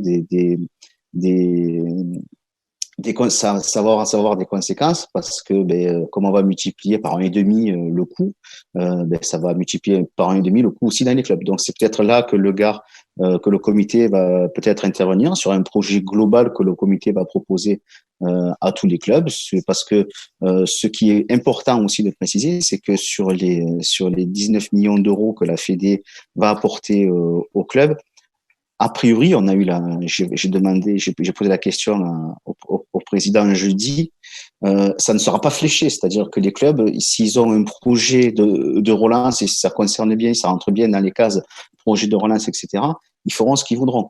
Moi, je vais être juste là avec mon équipe à faire des propositions, donc notamment sur essayer de garder les écoles de tennis à 4. Alors, bien évidemment, ça va avoir des coûts, ou alors on va diminuer plutôt que de faire 1h30. On va tomber les séances à 1 heure. Du coup, ça n'a pas un impact sur le coût financier du club.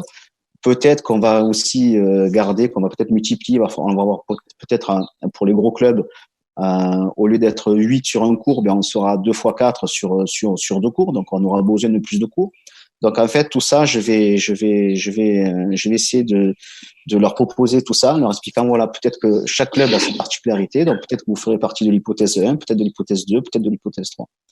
Deuxième partie de projet sur lequel on travaille aussi, c'est sur les licences. C'est-à-dire que nous, dans le Gard, enfin, moi, personnellement, j'aimerais que ça me ferait mal au cœur qu'un jeune licencié qui a 9-10 ans, qui, ça fait 2-3 ans, qui joue au tennis et qui fait des compétitions, voilà, ça me ferait mal au cœur qu'il puisse pas se réinscrire parce que ses parents, ben, malheureusement, ont perdu leur emploi, ont plus les moyens de l'inscrire. Donc, on réfléchit avec mon équipe à lister.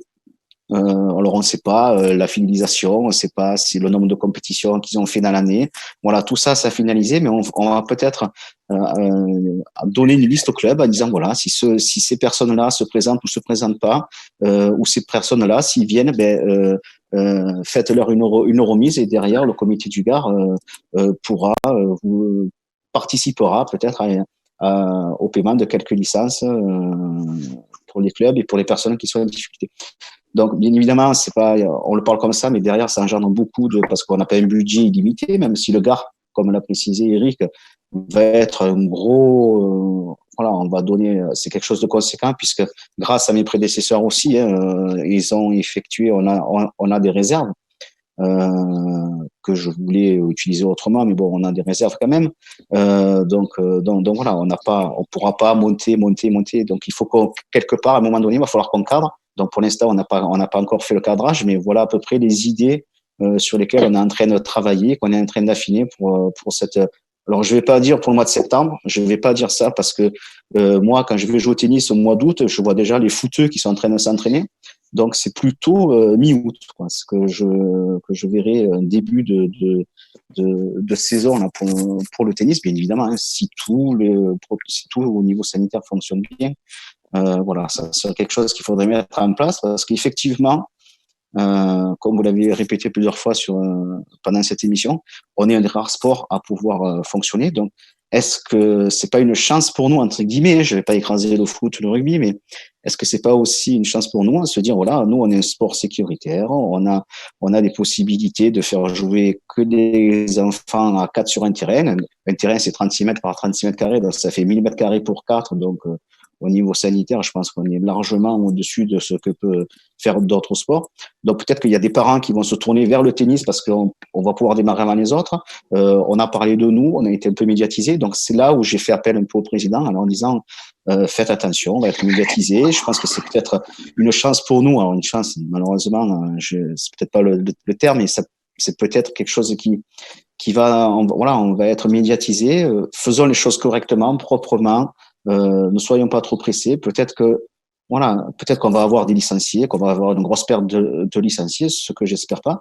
Mais on pense aussi qu'on peut avoir aussi quelques personnes qui arrivent comme ça dans les clubs en disant voilà, cette année, j'ai décidé de mettre mon petit au tennis parce que voilà, c'est vrai que bon, vos arguments tiennent la route. Peut-être qu'on aura cette clientèle-là et j'espère que les présidents et les enseignants du Gard et ensuite de toute la région Occitanie ainsi que la France sauront gérer cette clientèle-là.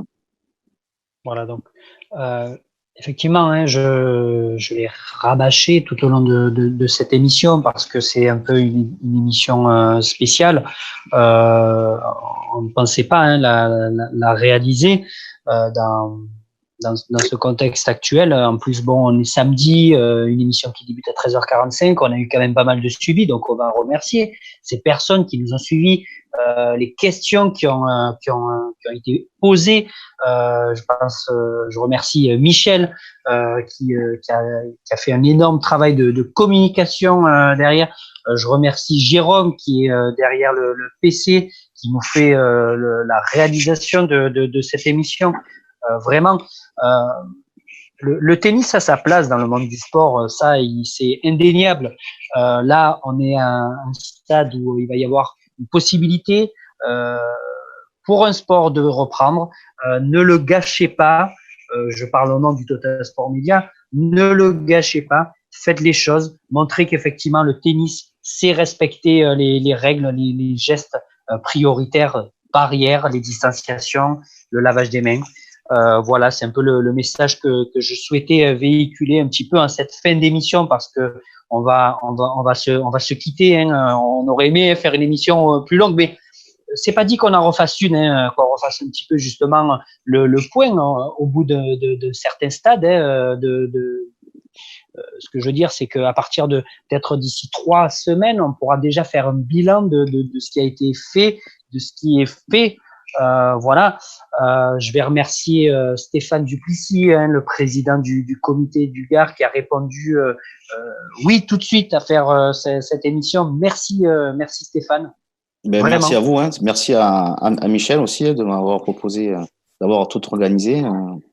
Ça tombe pile poil, hein. On pouvait pas faire mieux, hein. Juste avant la reprise, on pouvait pas. Je pense que c'était difficilement. On pouvait pas faire mieux. Donc ouais, je remercie donc Total Sport Media, RG. La radio, c'est RG, je ne me rappelle plus. RG30. RG30. Ah oui, RG30. Donc voilà, je remercie. Ouais, je pense qu'on reviendra vers vous prochainement pour faire d'autres émissions, parce que je pense que là, il y a je pense qu'il y avait beaucoup de questions, pas mal d'intervenants qui ont posé j'espère qu'ils ont eu les réponses. Hein. Voilà, donc merci à vous. Voilà, on a essayé de répondre au maximum des questions posées. Alors, il y a des questions qui sont revenues pendant le live qu'on a répondu. Donc, on vous invite à re-regarder l'émission, bien sûr, parce que on ne pouvait pas répondre aux questions qui ont été posées. Hein. C'est pas possible, sinon on fait une émission qui dure 12 heures. Je vais remercier aussi Éric Largeron, le secrétaire général de la Ligue Occitanie, qui a aussi une page, c'est Passion Tennis. On vous invite aussi à aller voir, il fait des vidéos régulièrement. Merci Eric, vraiment d'avoir été présent. Je vous conseille de regarder la dernière vidéo d'Eric sur son Facebook où c'est expliqué comment doit fonctionner un club pour faire le protocole sanitaire. C'est très très bien, la vidéo est très très bien faite. Merci. Et vous pourrez découvrir sa belle collection de Playmobil. Stéphane. J'ai un petit message personnel, si je peux me permettre. Oui, allez-y, Eric. Après, je donnerai la parole à Stéphane. C'est très rapidement. Donc, un message pour Radio RG30. Donc, en tant que Stéphanois, on n'a pas été très bon, mais je vous remercie de nous avoir donné Denis Bouanga, qui nous a un petit peu sauvé la saison. Voilà. Merci. Eric étant un Stéphanois. Stéphane, tu as le mot de la fin. De cette émission d'une internaute ou d'un internaute, je sais plus trop. Vas-y, on t'écoute. Ouais, tout à fait. Bon, déjà, on nous demande justement une autre émission d'ici la fin du mois, donc à voir si on pourra l'organiser. Et le mot de la fin, ça vient de Noël Ressegui, hein, qui a cité son nom, donc c'est pour ça que je me permets de le dire. Et qui vous remercie donc 1000 fois pour vos réponses. Merci Eric et Stéphane pour votre soutien aux profs libéraux. Et du coup, il a été très touché par votre intervention. Par vos interventions, pardon. Merci. Eh ben, c'est ça, on sert, voilà, moi, quand je fais des AG avec mes présidents, je leur dis, on est là pour vous conseiller, pour vous aider, pour répondre à toutes vos questions. Voilà. Donc, je suis entouré d'une bonne équipe, on s'entend super bien. Voilà, dernier mot aussi, le comité ouvre dès demain, c'est Sébastien qui vous accueillera, 9h30 à 16h30, mais c'est qu'un accueil uniquement téléphonique, il n'y aura pas d'accueil physique. Demain dimanche, hein, c'est ça? Non, pas demain. Non, pardon, c'est lundi. Non, lundi. Voilà. Non. C'est pour ça que je préférais je demandais si c'était demain dimanche ou lundi. Non, c'est lundi, pardon. C'est lundi. Sébastien, tu peux te reposer encore un peu. Eric, si vous voulez répondre aux commentaires de ce monsieur. Voilà. De Noël, bon, il m'écrit régulièrement, donc ça va. Il n'y a pas de souci. Bon, très bien. Mais écoutez, ce qu'on peut dire, c'est que oui, on refera une émission, on peut déjà vous le dire, hein, on refera une émission pour refaire le point sur la reprise du tennis, oui ou non, en attendant. Voilà, on vous remercie en tout cas de nous avoir suivis sur Radio RG30, sur le Total Sport Media. Moi, j'espère qu'on va pouvoir retourner aussi à des chroniques un peu sportives sur la radio. Bon, pour le moment, on fait sur la web TV. Voilà. Merci en tout cas de nous avoir suivis. Merci pour vos questions. Merci pour vos réponses à nos invités. On se retrouve déjà la semaine prochaine. Je peux déjà vous dévoiler un petit peu le programme. C'est que lundi, nous recevrons des joueurs de l'USAM Nîmes-Gard avec l'entraîneur Franck Maurice à 19h pour un live, parce que vendredi, il y aura la clôture des votes pour les différentes catégories de joueurs, le trophée de la LNH, de la Ligue nationale de handball. C'est aussi une semaine un petit peu nîmoise, parce qu'on va avoir mardi le rugby club limois avec son président, son capitaine, l'entraîneur des seniors. Voilà un petit peu du staff qui sera présent pour ce live mardi. Jeudi, on aura le football club de Sète, normalement qui nous fera le plaisir de venir, un club qui est monté en national 1. Et vendredi, une émission un petit peu spéciale avec un avocat, justement, on en parlait, Eric le disait, par rapport aux clubs de Ligue 1 qui ont fait des recours en justice, enfin, pour le moment, des recours au niveau du tribunal des instances de la Ligue professionnelle de football et potentiellement des actions en justice. Donc voilà, on aura un avocat et en plus, il est limois. Et je le salue, c'est Maître Martial Yonel. Voilà. Écoutez, merci et on se retrouve très vite pour une nouvelle émission.